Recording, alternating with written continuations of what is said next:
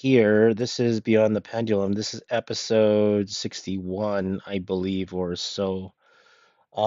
It is June 12th, I believe, 2025. I will go for as long as I can, but I don't know. I got a 2-year old at home, so we'll go as long as we can. Um, wow, they changed everything here on the layout on the back end. I'm still on the Twitter hiatus. I don't really feel a need to go back to Twitter. Unfortunately, I have been focusing more on my occupation and my life situation and an engineering IT path, and I really just don't have time for everything. But I do manage to get my information actually in the more obscure places of the internet when it comes to the UFO phenomenon. I try to stay away from the like information bubble that a lot of people were stuck in on Twitter. I believe, Cosmic, what's her name?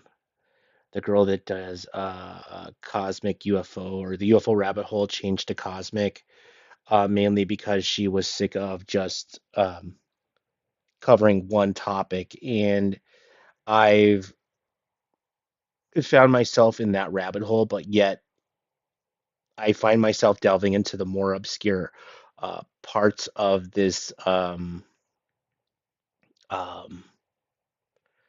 stuff, these phenomenon. There was a couple of things that did happen since last time we went on air.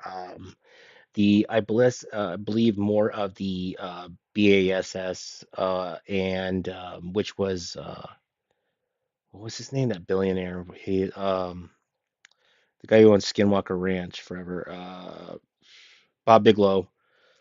Bigelow Mm. Aerospace. Yeah, and some of the ATIP documents were leaked online again on Reddit. Um, Not really stuff that we didn't know. It was more along the lines of stuff that was uncensored. We knew about what was there. It really didn't add anything to the conversation, but what we are seeing as a trend is there seems to be a lot more leaks, verifiable leaks going on now than there was ever before.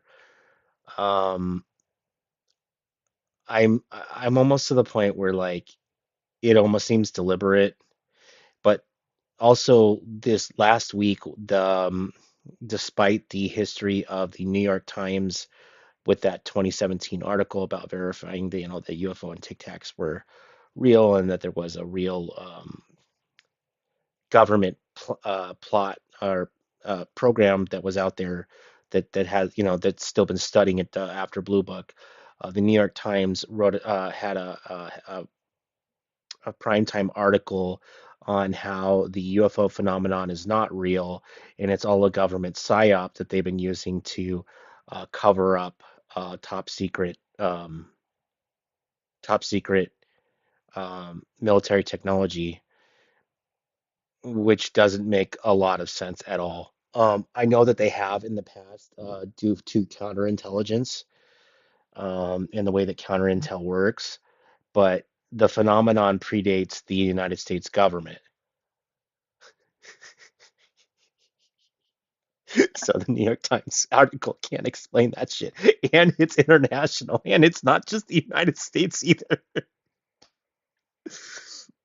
I'm sorry. Like that one just made me Yes. giggle. Like whoever wrote that article was like, dude, like the CIA must be real desperate because it's not even the CIA.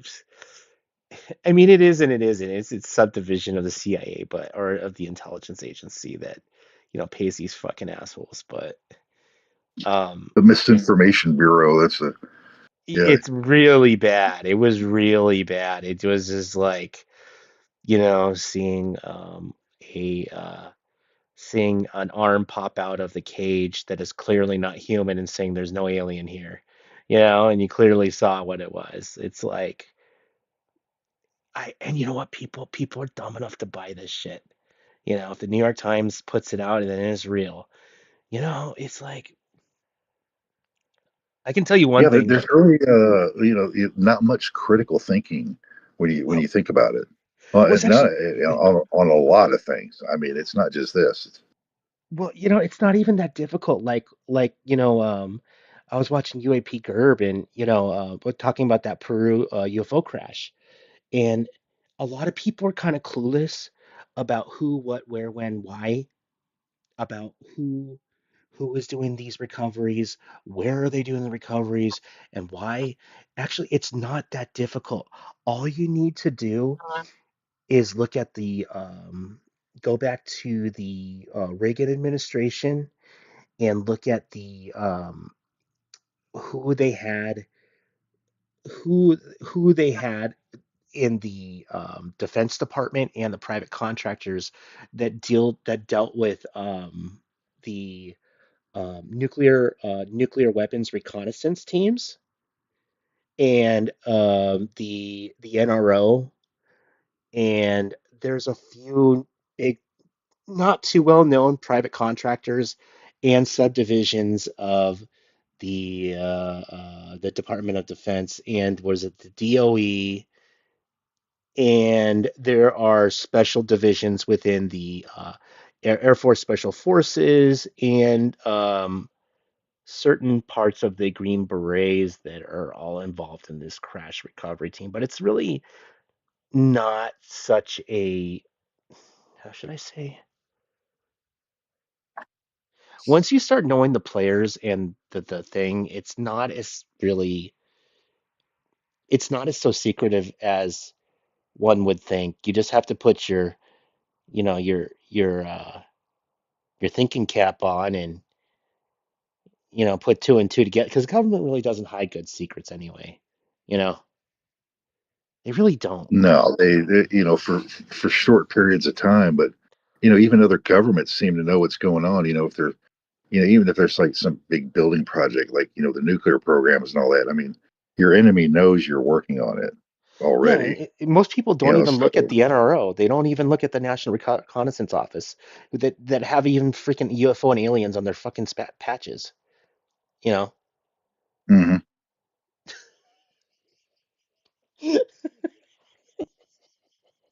Yeah, at some point, I mean, when is this? Here's the other thing. When is disclosure?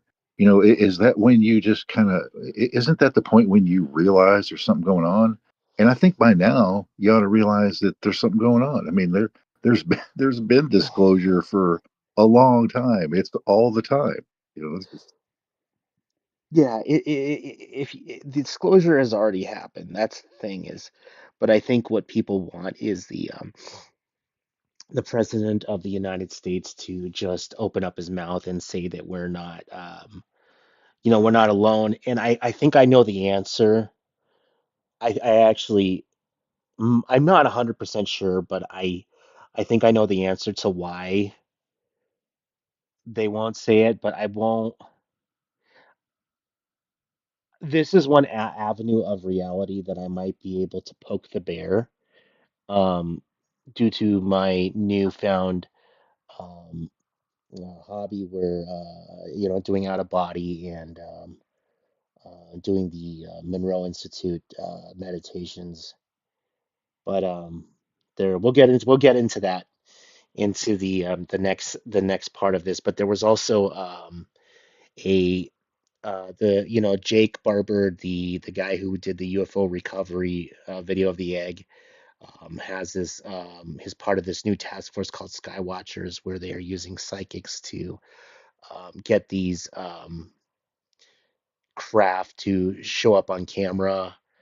And they had a new video that came out where they have identified at least 9 different classifications of these objects. And I was listening to um, this is funny. This is not public knowledge, but there has been a group of professional physicists that have been using a team up in Canada to go over historical photos of verified, which are probably verifiable real UFOs. And they actually found out why most pictures of UFOs are blurry. You want to hear that one? That they're blurry. You want to know why most of them are blurry? Uh, I This don't is know, the we- some kind of this is the weird this is the uh, funny one. This is so they were able to get like these pictures of UFOs in with some backdrop and whatever, and were able to through some of them had video and some of them had photograph. Most of them were a combination of the two.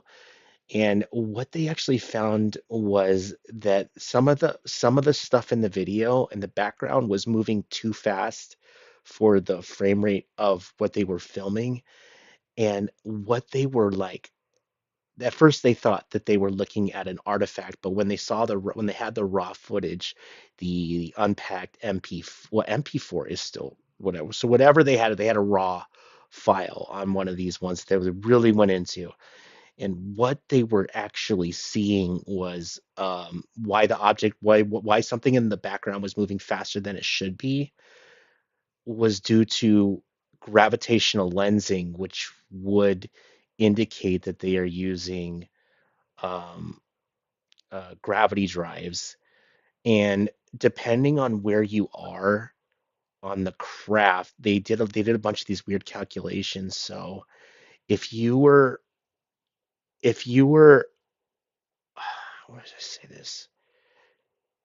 They were saying some really weird stuff that kind of lines up with what we were saying. Depending at what angle you're at and the way that this gravity drive would be at, it would either cause one of two things that would happen. One of three. You would either one, not see it at all, depending if you were like completely within the front of the field, you would not see it. You might see something like a predator, like you would see in Predator, which would be the light bending around it. So you wouldn't see the object. Two, it would be distorted, which would explain why a lot of the UFO videos that we see are um, blurry. That would kind of line up with what they were saying. And number three is you wouldn't see anything; you would see it perfectly, but that would be at an angle where the gravity drive is not pointing at. And they say usually that's when this is a rare. You know that one they had in Portugal where the guy was flying over the UFO. It's a black and white photo of a it's one of the clearest real UFO photos there are from the 50s.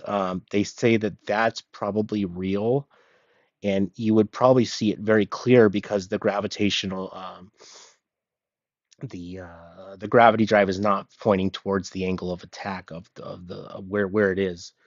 But that would certainly line up with why most of the time when you're trying to film or when people take pictures of UFOs, a lot of times they're blurry. Yeah, you could explain that in years past, due to just the cameras themselves, but here lately, that shouldn't be the case. I mean, with high res cams and Well, they have you know software. Yeah, they have clear software filtering. systems and Yeah. all this. Yeah, I mean, they there's should be, even if it was fuzzy, they should be able to clear it up. But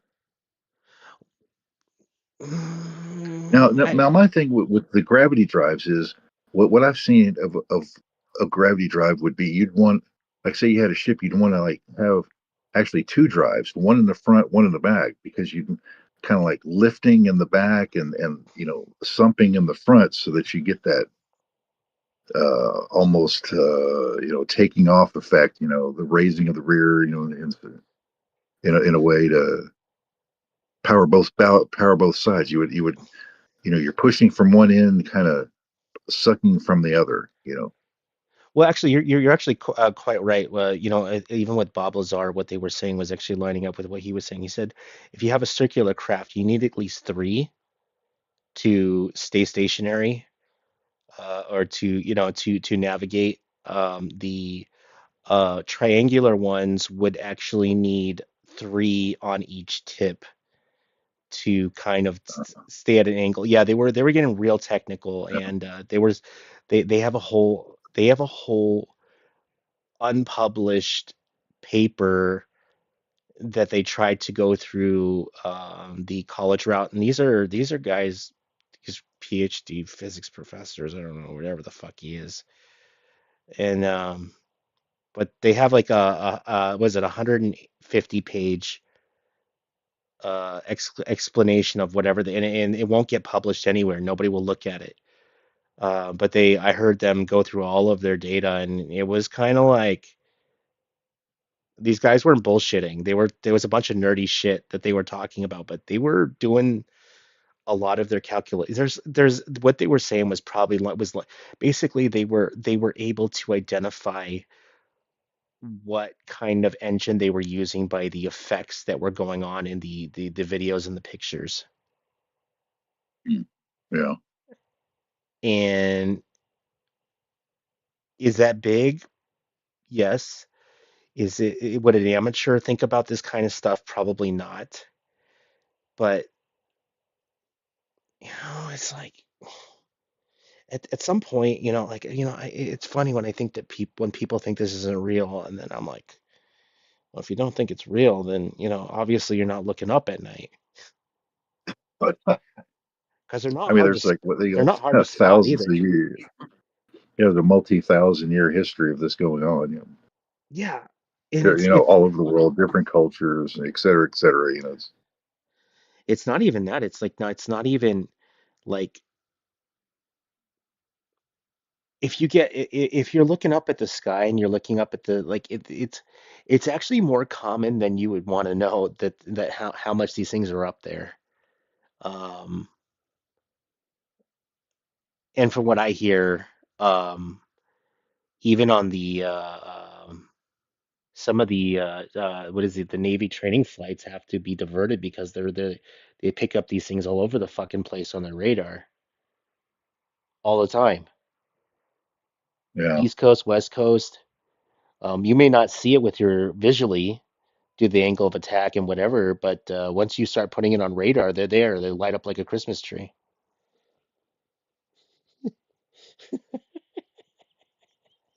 Yeah. The thing that I thought over the years is like you don't hear like you see a streaking UFO, but you hear no sound.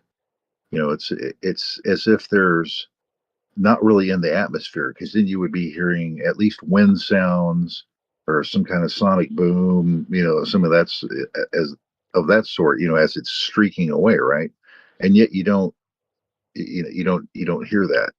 At least I've never, heard of that part of the story. It's like it just took off and it's gone. Well, that doesn't quite jive because if it was in the atmosphere doing that, there would have to be some sound from that. Yeah, So it's exactly. not as if it's like they're there, and yet they're not there. That's what I'm getting at. They're in some kind of suspended space that's not quite your reality still. Because they're not obeying like basic aerodynamic basic things like that. It just Well, yeah, that was another thing I wanted to get into. There was a weird story that's floated around, since the 60s and the 70s. Her name was Matilda McElroy. Was supposedly the nurse that dealt with the aliens, the surviving alien from Roswell, and what the alien had basically, they didn't have anybody who was telepathic, and the alien would only speak to this nurse, and it was very strange from what I had heard, what she had said. But this is not where it gets weird. Where it gets weird is how somebody else said the same thing who's not even into this stuff. But basically, what they were saying is that the bodies that they inhabit are basically avatars, non semi-biological containers for the non-physical entity that lives in there. Some of these entities have been around since the beginning of time. And the creepy part was about the story is that supposedly there was an old force and a new force. The whatever was in this sector of the universe was controlling it for about 1 million years. Um, and that these guys, the Greys or whatever, were controlling the universe, like 1/4 of the universe as well, and came here sometime around the 800s or 10,000 or 1000 AD. And the the scarier part was not any of that shit. The scary part about it was is that what they were saying was that not only is Earth like some sort of prison, but the I don't really want to get into like the dark shit, but the afterlife was not what you think it is. It's sort of part of the process. So so not only was this planet was a prison, but the afterlife was some sort of way of keeping a non-physical entity stuck in a repetitive cycle where they don't remember anything and repeat. So sort of like some sort of like prison that you can't leave and you just recycle indefinitely. That's some Yeah, creepy that would. shit. Well, I mean, if you want to live forever, that might have some kind of appeal. If you want to just die and end it all, that's going to be a bummer. No, but I mean they recycle the whole reincarnation. You die, you recycle. Is some sort of like prison. As a part of the. Well, no, I see where you're getting at. This is all part of like the process, you know, Yeah. the afterlife process that we have no idea of, or Well, why we supposedly, even live, what well, we even live suppose, for, you know. well, supposedly the light is not it. What they were saying is not what they think it is. It's some sort of way of getting the non-physical entity to go towards it and to zap it of any sort of information that it has, so that it can recycle back to this planet without knowing anything. Mm. Ah, that's so dark. That is so Oh, fucked up. I That is who fucked knows, up. man? You know, as And weird as everything is, I wouldn't put it out. You know, it could be. I mean, it very well. It's going to be twisted one way or the other. well, that's what I wanted to talk And I about. There already was know this that. there's this guy that I've been listening to off and on for a couple of weeks. I found him by accident, and his thing is astral projection and or out of body, and he has 35 years of documented out of body and astral projection, and along the way he has found ways to go into other places that we really wouldn't think of as real, but apparently these things do on some level live in some other aspects of reality. And he was saying the same fucking thing.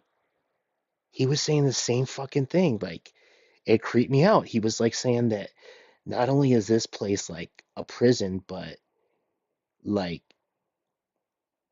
he was kind of coming to the same conclusion that even on the astral plane, it's some sort of like fucked up like prison. There's no escape. There's no paradise. There's no like he said there is and there isn't. There's something on the other side that was giving off the illusion of paradise, but it's a fake. It's a facade. It's for something else's benefit to keep you stuck here. That creeped me out. I was like, holy shit, that's like some fucked up Well, Matrix shit.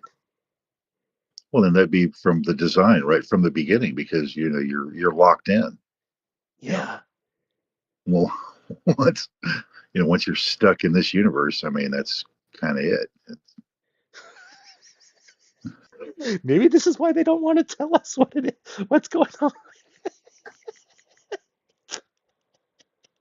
Yeah, well, yeah, yeah, because I mean, if you got down to really parsing everything, and it scares people. I That's mean, why the whole UFO thing, dumping too much data. There's probably some truth to that.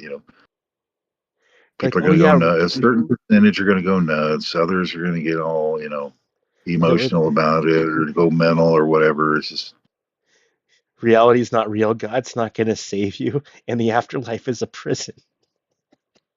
you know you were created to be like.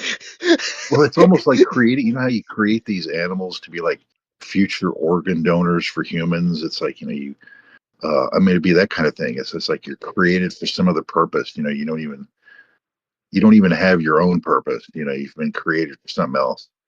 Well, actually, the other Yeah, I guy, mean, the Mike, whatever who wrote the My Dark Obsessions and his YouTube channel was getting into that, and he was calling those entities, they're not exactly evil, but he wouldn't call them demons either.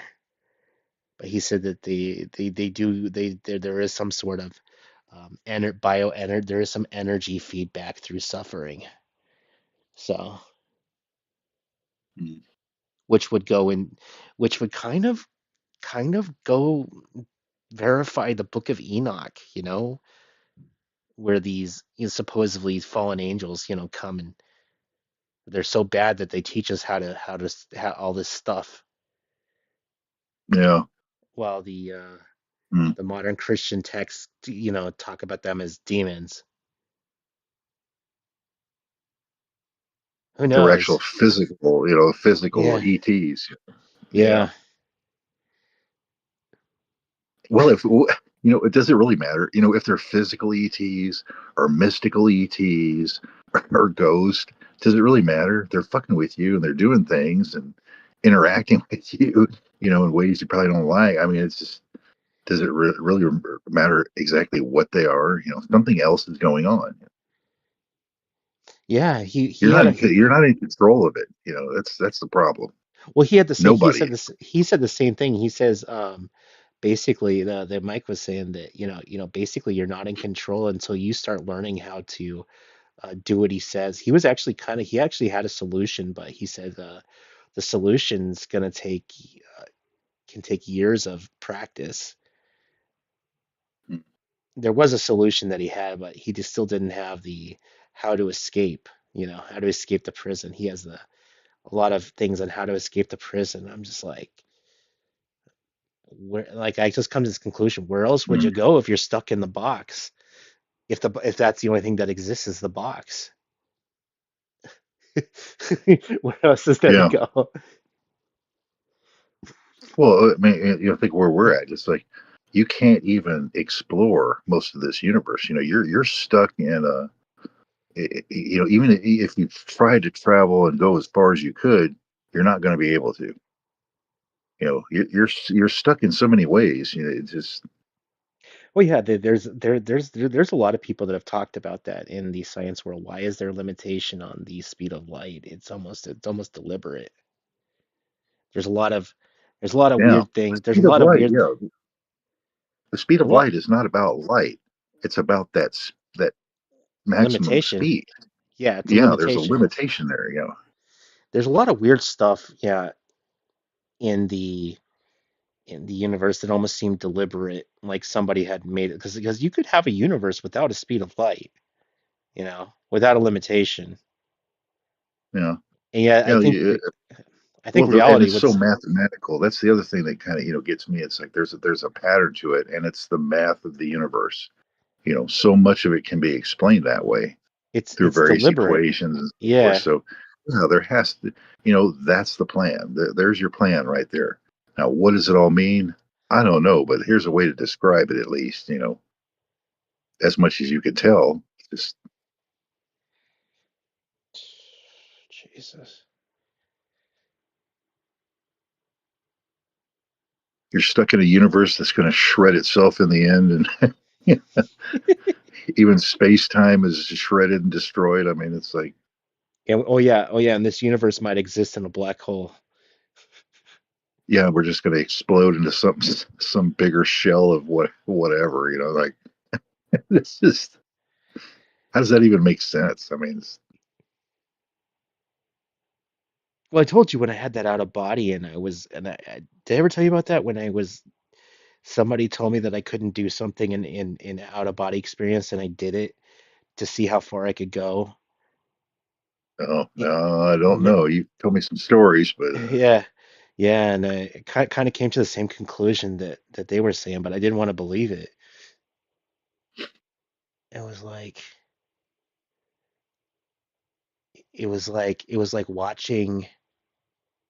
it was like watching a simulation. That's the best thing I can. It's hard to put into words what you see on there, but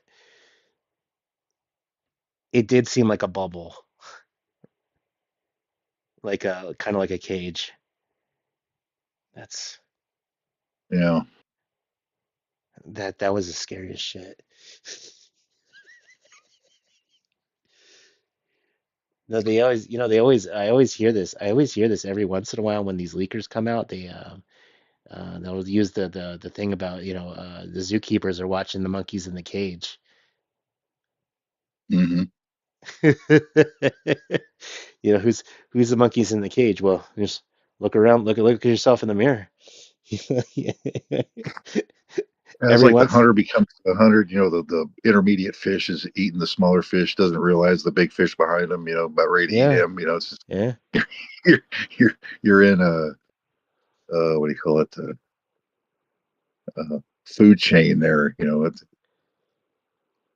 It's, yeah. It doesn't surprise me, that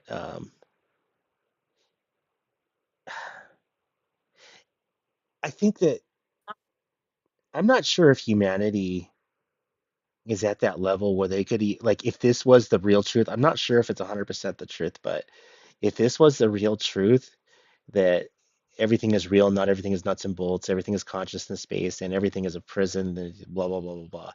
I think that's a lot for like people to take in if that's the truth, or even if half of that is true. you know, Everything well, that you've been told is kind of not even close to how it really is, you have to you keep know? some mystery to it so people, yeah, don't really get the full picture. That's what it seems like we're being fed. But I'll tell you what, a lot of people, what I've noticed about a lot of people is like they don't like a deterministic, they don't like anything that's deterministic. And I mean, like even to this level where, if you know math and physics and all, they're not comfortable with you being able to tell them like how things work. Um, they don't want to, they're not comfortable with that much logic and determinism. They want them, they don't feel comfortable with that. Yeah. They don't like studying, and therefore they don't study it. That's why you don't see, you got all these people going into the humanities building and like 5 or 10% going into the math and physics building. It's just like, even though that is what is really running things in this world, nobody's interested in looking at it Oh yeah, in general. Yeah, it's just uh, so what do you get? You get people that don't know anything about reality exactly.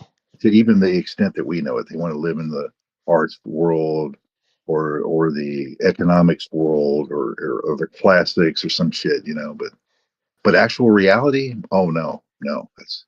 And yet at the same time you need these guys because they're the engineers and so physicists and all that figure all this shit out for you so you can actually have some kind of world to live in that you're going to like, but they're scared of them at the same time. Yeah. Actually, actually Oh, gotta end the show right now. My kids going oh no. nuts. Yeah. I'll have to do the show, next show on the 26th. All right. We'll do an hour show then. Um, Sounds good. all right, talk to you later. Bye. Okay, we'll see you. Bye. Bye.